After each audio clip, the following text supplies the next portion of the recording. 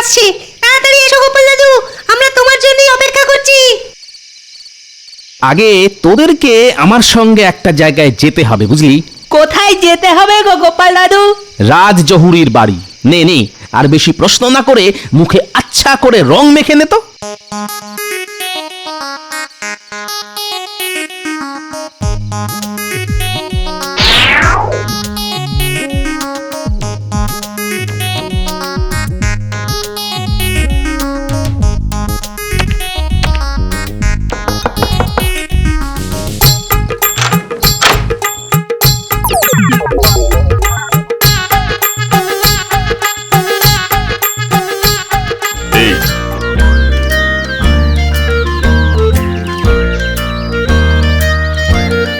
জয় মহারাজ কৃষ্ণচন্দ্রের জয়, জয় মহারাজ কৃষ্ণচন্দ্রের জয়।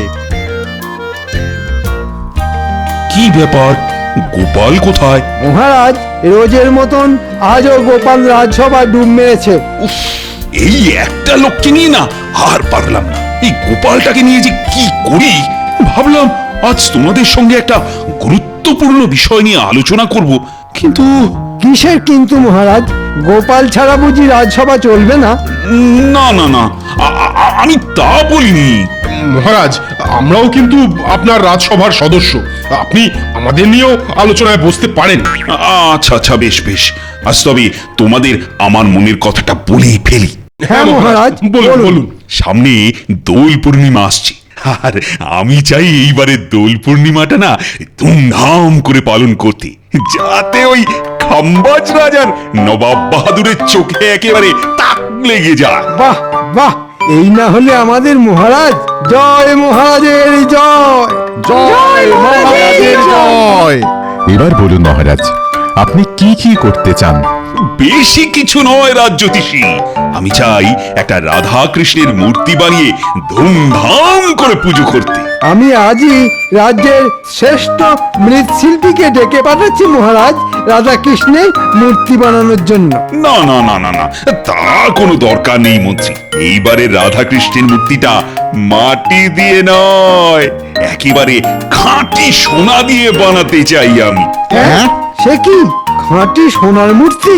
হ্যাঁ, তোমরা ঠিকই শুনেছ। আর তারপর দোল পূর্ণিমার দিন রাজ্যের প্রজাদের সামনে আমি ধুমধাম করে সোনার রাধা কৃষ্ণের পুজো করব।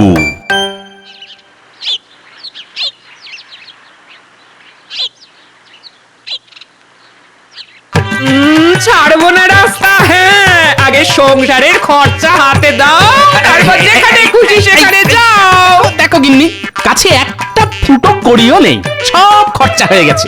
আচ্ছা, তোমাকে কোথা থেকে সংসার খরচা দিই বলো তো?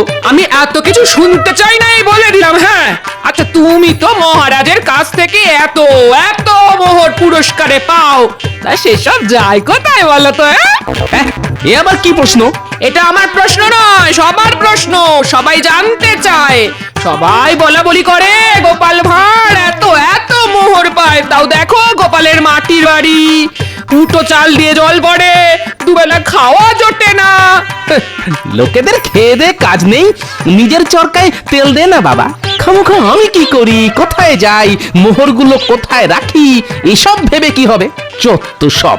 সে তুমি যাই বলো, আজ সংসারের খরচা হাতে না পেলে আমি কিন্তু তোমাকে ছাড়বো না, এই বলে দিলাম।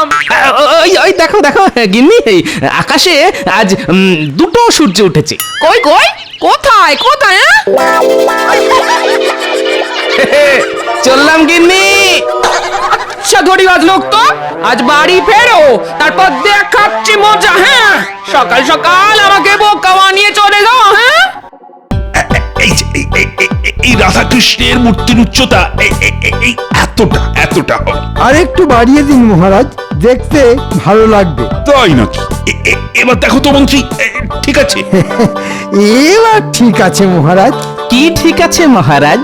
কি নিয়ে আলোচনা হচ্ছে একটু আমাকেও বলুন। হয় পথের কাঁটা এসে হাজির, কিন্তু এবার আমি গোপালকে কিছুতেই পাকা ধানে মই দিতে দেব না।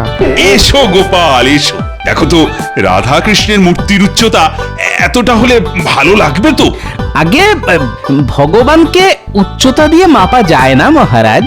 মহারাজ ঠিক করেছেন এবারের দোল পূর্ণিমায় একটা সোনার রাধা কৃষ্ণের মূর্তি বানাবেন। হ্যাঁ, সোনার রাধাকৃষ্ণ? হ্যাঁ হ্যাঁ, একদম ঠিক শুনেছ গোপাল। আর আমি ধুমধাম করে পুজো করব। বলো গোপাল, কেমন হবে? আগে আপনি যখন চিন্তা করেছেন তখন ভালোই হবে, কিন্তু ওই, পুজো মানে তো ভক্তি মহারাজ। সে আপনি ছোট মাটির মূর্তি পুজোই করুন আর বড় সোনার মূর্তি পুজোই করুন। দেখেছেন মহারাজ, আপনি একটা শুভ কাজ করতে চলেছেন আর গোপাল এসে কেমন খোঁচা দিচ্ছে। আগে আমি সত্যিটাই বলছি মহারাজ, আর আপনি তো জানেন সত্যি সব সময় অসুন্দর হয়। গোপাল, অনেক হয়েছে, এবার চুপটি করে বসো তো। আমি যেটা ভেবেছি সেটাই হবে, ব্যাস। হ্যাঁ মহারাজ, তাই হবে। পাশের রাজ্যে একজন ভালো স্বর্ণকার আছে, আমি নিজে গিয়ে দাঁড়িয়ে থেকে সোনা রাধাকৃষ্ণের মূর্তি গড়িয়ে আনবো মহারাজ আপনার জন্য। বাহ বাহ বাহ, তাহলে তো ভালোই হয়। হাতে যে আর বেশি সময়ও নেই। কিন্তু এত বড় মূর্তি বানাতে কতটা সোনা প্রয়োজন সেটা যদি জানতে পারতাম। আগে কিলো 10 সোনা তো লাগবেই মহারাজ। বাবা, মূর্তি বানাতে 10 কিলো সোনা? মহারাজ, এসব না করে আমার এই মাসের বেতনটা অগ্রিম দিয়ে দেওয়ার ব্যবস্থা করুন না। বাড়িতে না গিন্নি আমার উপর প্রচন্ড চটে আছে। চুপ! আর একটা কথা বললে আমি তোমাকে রাজসভা থেকে বহিষ্কার করব গোপাল, এই আমি বলে দিলাম। ঠিক হয়েছে, ঠিক হয়েছে। বেশ বেশ বেশ, তুমি রাজকোষ থেকে 10 কিলো সোনার গয়না নিয়ে আজই রওনা দাও মন্ত্রী। চলো চলো আমার সাথে, আমি তোমায় এক্ষুনি সোনা বের করে দিচ্ছি। চলো।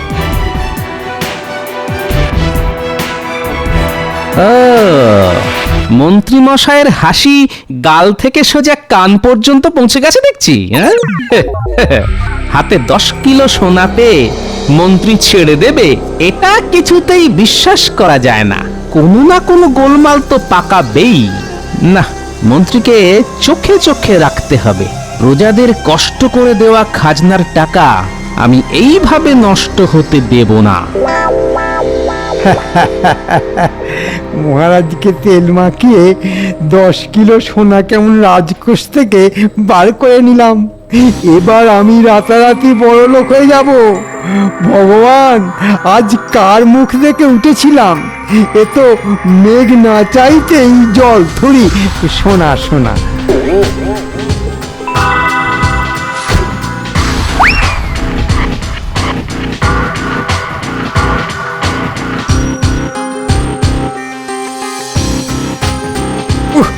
আজ ব্যথা হয়ে গেল। কাঁধে করে কি এমন মালপত্র বয়ে নিয়ে এলে শুনি? একবার নিজের চোখে দেখো না।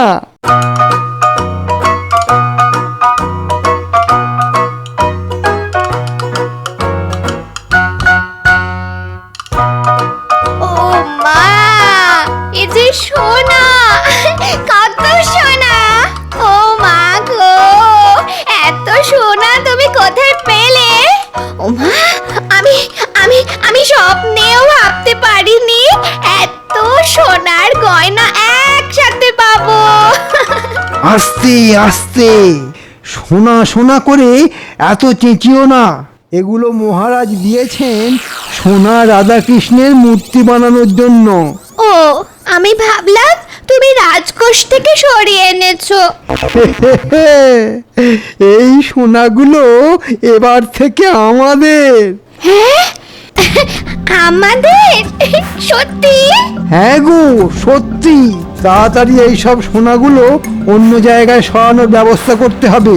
আর মহারাজের রাধা কৃষ্ণের মূর্তি, সেটার কি হবে?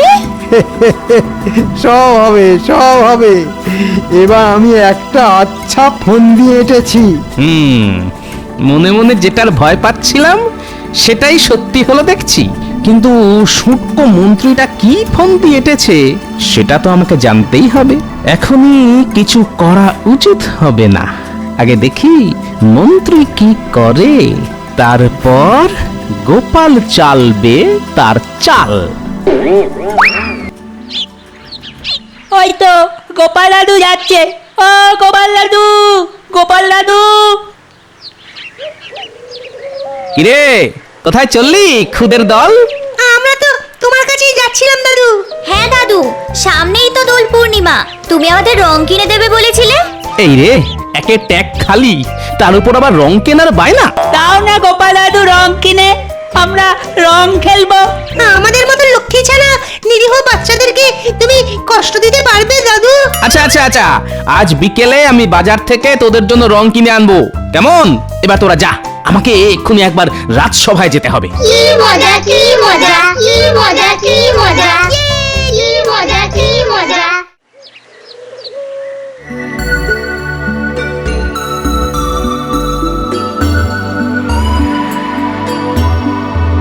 ওই তো গোপাল এসে গেছে মহারাজ। দেখো গোপাল, নিজে দাঁড়িয়ে থেকে কেমন মূর্তি গড়িয়ে এনেছি। ও, যেমন রূপ তেমন চোখ ঝলসানো সৌন্দর্য। ঠিক বলেছেন মহারাজ, ঠিক বলেছেন।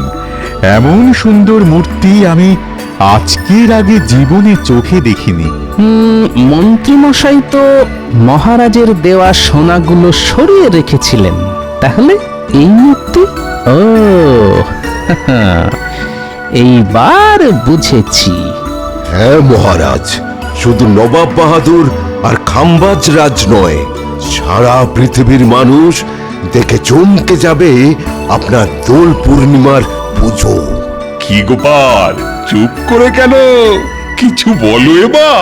আগে আমার মনে হচ্ছে এই মূর্তি সোনার তৈরি নয়, অন্য কোনো ধাতু দিয়ে তৈরি। হ্যাঁ, কি যাতা বলছো গোপাল?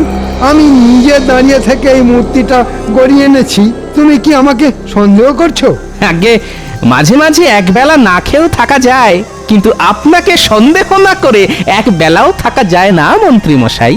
গোপাল, তুমি যেটা বলছো সেটা যদি সত্যি হয় তাহলে আমি মন্ত্রীকে না আচ্ছা করে শিক্ষা দেব, কিন্তু তোমার কথা যদি ভুল প্রমাণিত হয় তাহলে কিন্তু আমি তোমাকে সারা জীবনের মতন এই রাজসভা থেকে বার করে দেব। তাই হবে মহারাজ, এই মূর্তি কিছুতেই খাঁটি সোনার হতে পারে না।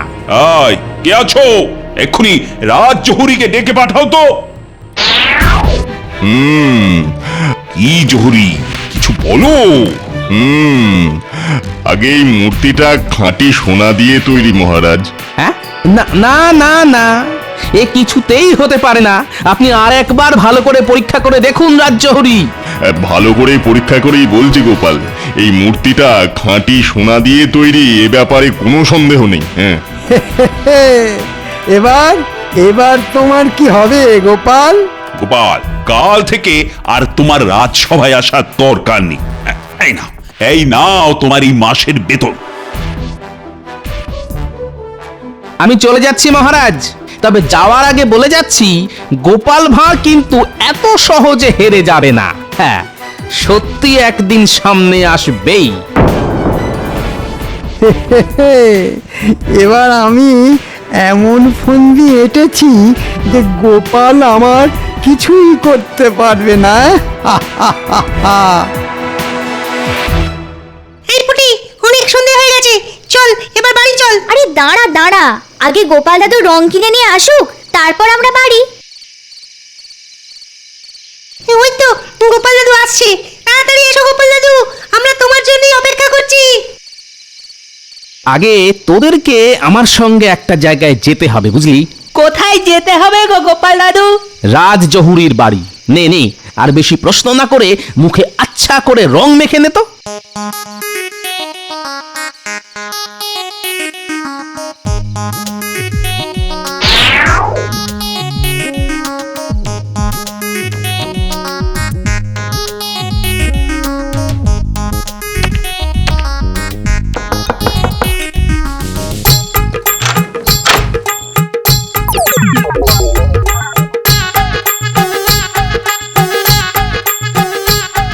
এই তোমরা কারা, কাকে চাই?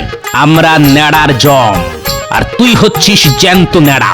আজ আমরা তোকে তুলে নিয়ে গিয়ে জ্যান্ত ন্যাড়া পোড়া করবো। না না, আমি কিছু করিনি, আমাকে ছেড়ে দিন, আমাকে ছেড়ে দিন। তাহলে বল, রাজবাড়ির রাধাকৃষ্ণের মূর্তিটা আসলে কোন ধাতু দিয়ে তৈরি? বলছি বলছি বলছি আসলে মূর্তিটা লোহা দিয়ে তৈরি। হ্যাঁ, লোহার উপরে সোনার জল করা হয়েছে, তাই বাইরে থেকে দেখে আসল সোনার তৈরি বলে মনে হচ্ছে। তাহলে সেটা সবার সামনে বললি না কেন? মন্ত্রী মশাই আমাকে অনেক অনেক মোহরের লোভ দেখিয়ে সত্যিটা সবার সামনে বলতে বারণ করেছেন, তাই বলিনি। ও, এই ব্যাপার। আমি তোকে একটা দিন সময় দিলাম। কাল সবার সামনে সত্যিটা স্বীকার না করলে আমরা সত্যি সত্যি তোকে তুলে নিয়ে গিয়ে জ্যান্ত নেড়াপোড়া করবো, এই বলে দিলাম। বলবো বলবো, সব বলবো। আমাকে ছেড়ে দিন, এবার আমাকে ছেড়ে দিন।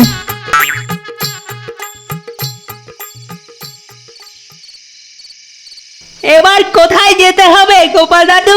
আজ আর তোদের কোথাও যেতে হবে না, কিন্তু আমাকে একবার যেতে হবে বিজ্ঞানীর কাছে। তাহলে আমাদের ছুটি? না না, আসল কাজটাই যে বাকি পড়ে আছে। শোন, কাল তোদের আরো একটা কাজ করতে হবে। কি কাজ গোপাল দাদু? হয়ে যাবে গোপাল দাদু, তার বদলে আমাদের অনেক রং আর ফুটকড়াই কিনে দিতে হবে। কিন্তু দেব দেব, সব দেব। কি মজা, কি মজা!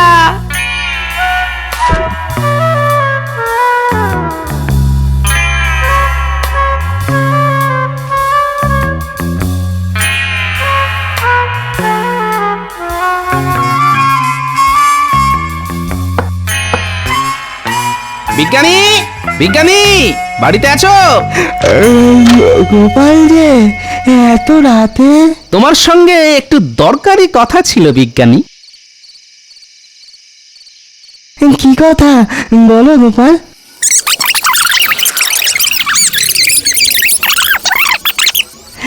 হয়ে যাবে গোপাল, আমি সঠিক সময়ে সঠিক জিনিস নিয়ে পৌঁছে যাব।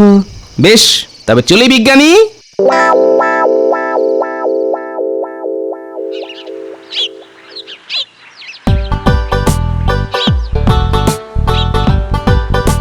থাক থাক। কেন কেন থাকবে কেন? হ্যাঁ, আমি নিজে আমার নাতি নাতনিদের রং কিনে দিয়েছি। হ্যাঁ দিদা, দাদু আমাদের জন্য বাজার থেকে রং ফুটকড়াই সব কিনে এনেছে। ও মা, এই না তোমার কাছে একটা মোহরও ছিল না? রং কেনার মোহর কোথায় পেলে শুনি? সে অনেক কাণ্ড ঘটে গেছে গিন্নি, সব মিটে গেলে তোমাকে বলবো। কিরে, তোরা তৈরি তো? হ্যাঁ দাদু, আমরা তৈরি। তবে যা, আজ আমি তোদের নিজের হাতে রং মাখিয়ে দেব। এই নে। তাহলে এবার পুজো শুরু করি মহারাজ। হ্যাঁ হ্যাঁ, শুভ কাজে আর দেরি করতে নেই। পুজো শুরু করো রাজপণ্ডিত। হোলি হ্যাঁ, হোলি হ্যাঁ। আরে মাগবা রং, সাজি বসাক। এরা আবার কোথা থেকে চলে এলো? থাক না মন্ত্রী, এসেছে যখন তখন একটু আনন্দ করতে দাও। এ কি? দাঁড়া বলছি। আরে আরে আরে আরে আরে, আমার রাধাকৃষ্ণের মূর্তিটা নিয়ে পালাচ্ছিস কোথায়? মূর্তি চুরি করছে, ধর বেটা দে, ধর ধর ধর। মূর্তি পুজো না হলে ঘোর অমঙ্গল হয়ে যাবে মহারাজ। না না, তা কি করে হয়? তোমরা তোমরা সবাই খোঁজো। ওরে বাবা, ওরে বাবা, মূর্তিটা কি ভারী রে ন্যাপলা। চল চল গোপাল দাদু, গোপাল দাদু আমাদের মূর্তিটা যেখানে রেখে আসতে বলেছেন সেখানে সেখানে গিয়ে রেখে আসি। এত ভারী মূর্তি নিয়ে ওই দুটো বাচ্চা বেশি দূরে যেতে পারবে না। ওরা ওরা ওরা এখানেই কোথাও লুকিয়ে আছে। মহারাজ, গোপাল, তুমি এখানে? চিন্তা করবেন না মহারাজ, আমি আপনার সোনার রাধাকৃষ্ণের মূর্তি খুঁজে দেব। মহারাজ, গোপালের কথা একদম বিশ্বাস করবেন না। গোপাল একটা ধরিবাজ লোক। আমাকে একটা সুযোগ অন্তত দিন মহারাজ, এক্ষুনি প্রমাণ হয়ে যাবে যে কে ধরিবাজ আর কে সাধু। আমার মূর্তি খুঁজে পাওয়া নিয়ে কথা, কে খুঁজে দিল তাতে কিছু যায় আসে না। বেশ বিজ্ঞানী, আমি তৈরি গোপাল।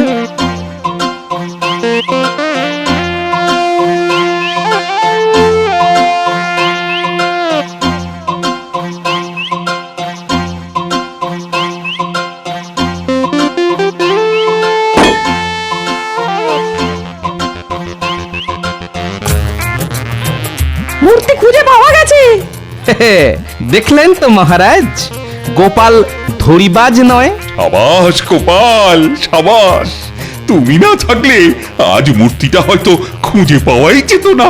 কিন্তু মহারাজ, একটা প্রশ্ন ছিল। কি প্রশ্ন গোপাল? মূর্তিটা যদি খাঁটি সোনারই হয়, তাহলে বিজ্ঞানীর চুম্বকের টানে বেরিয়ে এলো কিভাবে? সত্যি তো, এটা তো আমি ভেবে দেখিনি। আমাকে আমাকে ক্ষমা করবেন মহারাজ, আমি আপনাকে মিথ্যে কথা বলেছি। এই মূর্তিটা আসলে সোনার নয়, লোহা দিয়ে তৈরি। মন্ত্রী মশাই আমাকে মোহর দিয়ে মুখ বন্ধ রাখতে বলেছিলেন।